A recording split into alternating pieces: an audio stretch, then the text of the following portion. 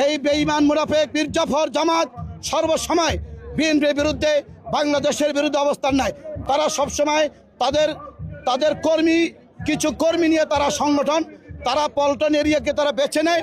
তারা সারা বাংলাদেশের লোক জড়ো করে, তারা অল্প জায়গার ভিতরে সমাবেশ করে তারা জাতিকে বুঝায়, ধোঁকা দিতে চায় যে আমাদের দেশে আমাদের পক্ষে জনসমর্থন অনেক বেশি। আসলে তা নয়। এই জন্য বাংলাদেশ জাতীয়তাবাদী দল প্রমাণ করে দিচ্ছে বাংলাদেশের জনগণ সর্বসময় জাতীয়তাবাদী শক্তি বিএনপির পাশে আছে, বিএনপির পাশে থাকবে।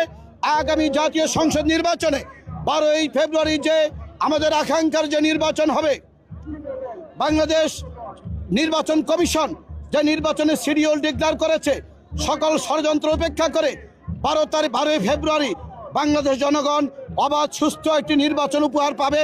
সেই নির্বাচনে বাংলাদেশের জনগণ অতীতে যেমন ভুল করেনি, এবারও বাংলাদেশি জাতীয়তাবাদ ইসলামী মূল্যবোধে বিশ্বাসী বাংলাদেশ জাতীয়তাবাদী দলকে বিপুল ভোটে জয়লাভ করে সংসদে পাঠাবে এবং কল্যাণ এবং উন্নত রাষ্ট্র করার জন্য তাদেরকে সুযোগ দিবে ইনশাআল্লাহ। আপনাদের দোয়ায় আমাদের ভারপ্রাপ্ত চেয়ারম্যান, যারা প্রবাসী ভোটার আছেন এবং যারা 18 বছর ভোট দিতে পারেন নাই, তারুণ্যের যে ভোটারগুলো আছেন, তরুণ সমাজ, তারা মুখিয়ে আছেন, তারা ভোট দিবেন, সকাল সকাল যাবেন ভোট দিতে।